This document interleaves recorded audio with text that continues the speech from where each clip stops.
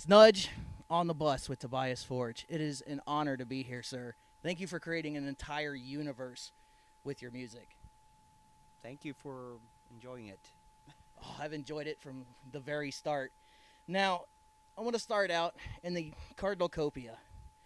Your backstory with him, he won the most Employee of the Month awards from Papa Nil. What kind of crazy stuff did he have to do for that? Um, for my well-being, I'm actually quite happy that I don't know. Like, I don't want to think about whatever chores there are within the ministry that adds up to Employee of the Month. So I don't know exactly. You But don't know? Well, that's all no, right. but I'm sure it's hard labor. Speaking of hard, when you transition to another singer with Ghost, is it hard to say goodbye to that particular character, that front man? Um, I usually feel a bit ambivalent about that that segment of it's always enthusiastic. Like I'm always enthusiastic about making a new record. I'm also very pumped about like having a new release and as much as any artist, I guess. And from a creative point of view, it's always refreshing and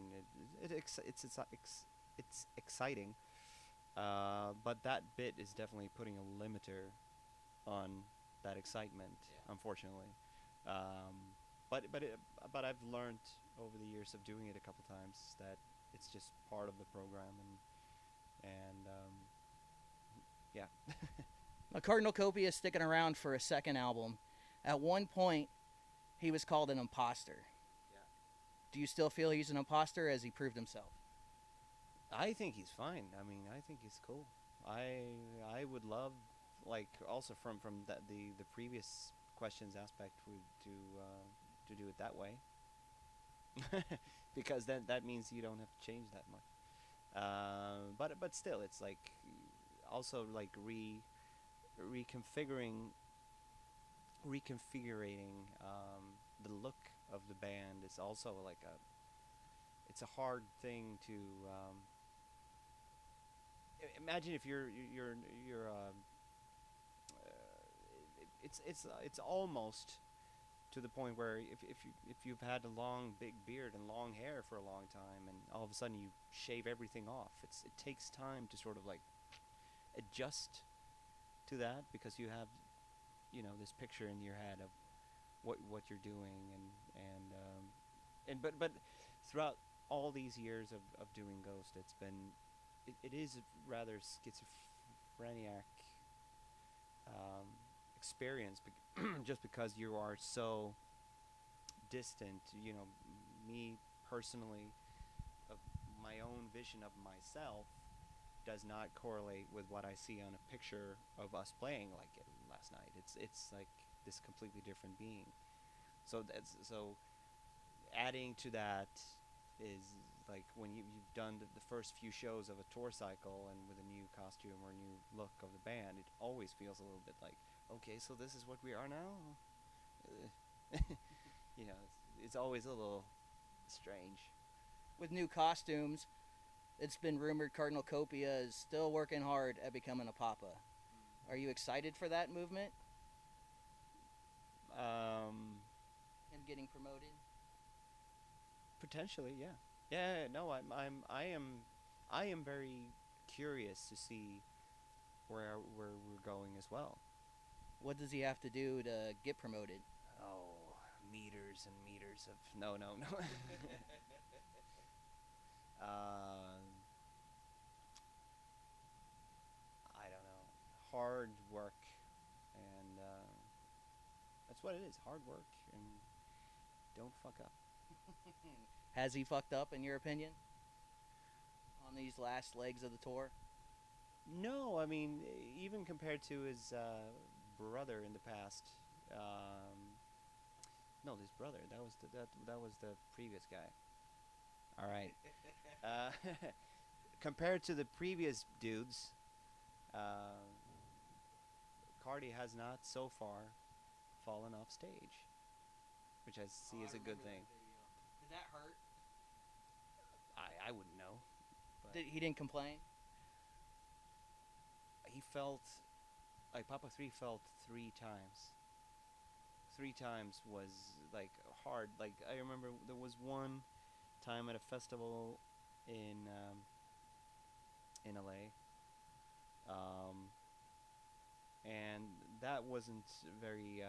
It wasn't involved with pain, but it was one of those where the air almost like.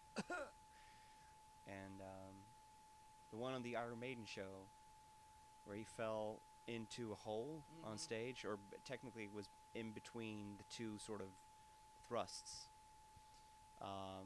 That could have ended very badly because it was a jack in the leg and would have been a jack in the back of the head hadn't it been for the extra padding. So that could have ended very, very badly. And what else was it? It was impressive. He went on and didn't miss a beat after he got back up. Right.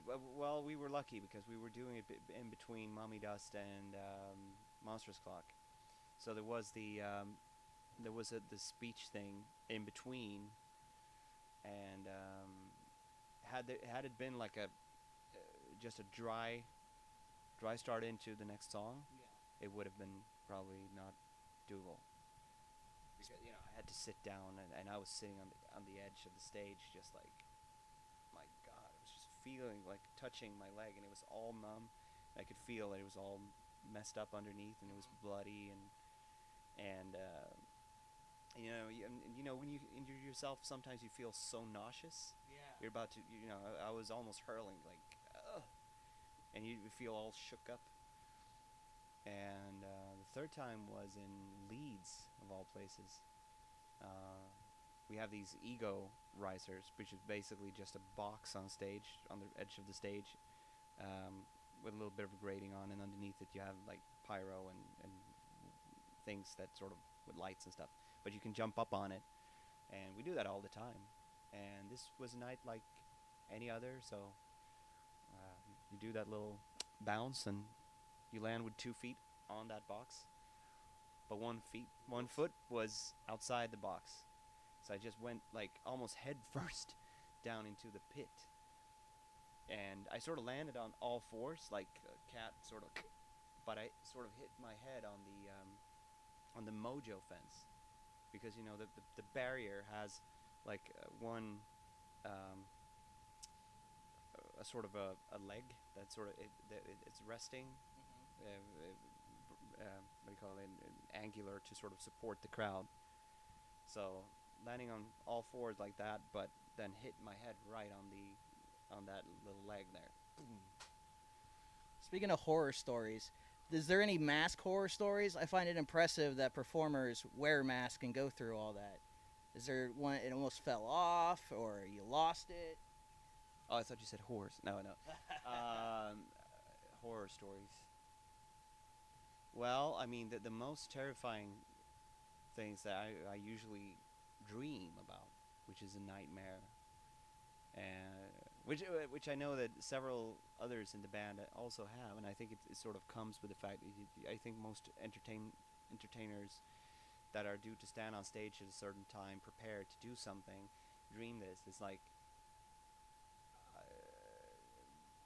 every now and then I dream that we're sort of circling up before the show, and we're like, all right, go. And everybody runs up to their positions, and then you notice that you're standing there in your civil clothing, like, no. But other than that, like,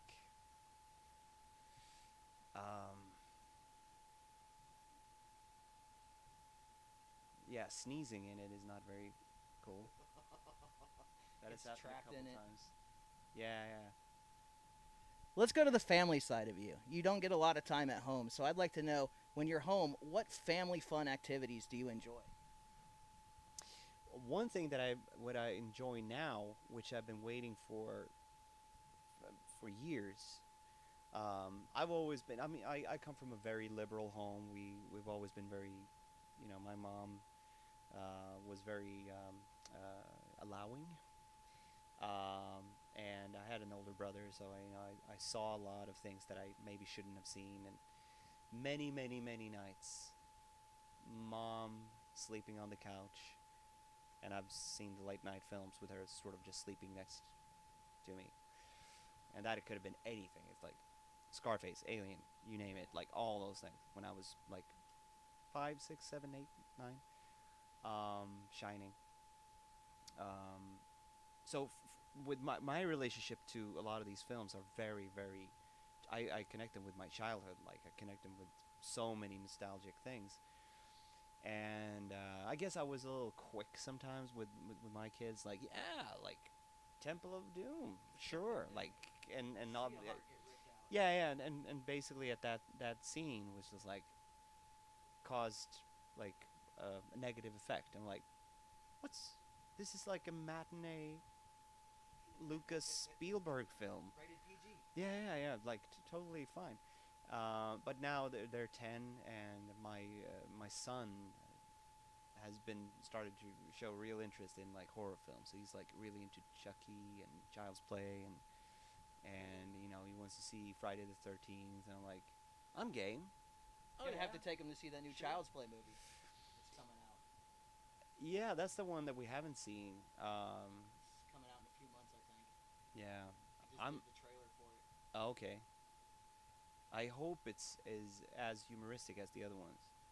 But most films that are being remade, they have a tendency to like completely not be charming anymore, Mm-hmm. and there's like just filled with jump scares, and it's just horrible from first to last second, and that's not really cool. I mean, all the horror films that I love are sort of very well balanced, and where there are segments of just transportation, so they're just better pay. There's just better pacing in the old films. All right, final question. What is your favorite horror film or a couple? My favorite ones, if I'm just going from like from for pure quality, Mm-hmm. it's definitely like the big cinematic releases like Jaws, Silence of the Lambs, Shining, Omen, The Exorcist, like the real films done by directors who don't normally do horror films, because that tends to get better that way. Um, but on the other hand, I'm a big fan from an entertainment point of view of the more specialized like genre directors. But those films have a lot of other qualities. It's not necessarily like the best films. Mm-hmm. B Um, movies. right. Yeah, that I really enjoy. But yeah, I mean, I like a lot of the Italian, like old, like Fucci, like stuff like that, and not throwing him under the bus in any way. I think that a lot of his films are fantastic, but they do not compare to Kubrick. It's like a completely different level. So I sort of differentiate between like here you have the A grade, big cinematic, fucking box office success films, and then you have all the cult films. They're sort of two different things. Um, and a lot of the things that I grew up watching as well, like that I have like a very fond memory of seeing, that I used to obsess about when I was a kid as well, like Friday the 13th and Texas Chainsaw Massacre is obviously that's, even though it's not like a huge budget film, but that is obviously very good. I think Terror, or we say Terror in Sweden because it's called Terror on Elm Street, but A Nightmare on Elm Street. The whole Freddy series is, especially the first four films, I'd say, it's really cool. Every time I'm in LA, I always swing by the house that's on Genesee Oh, okay. Street, just because it's like, here it is. Well, I appreciate the time, man. Thank you so much for what you do. I appreciate it, and have a good show tonight.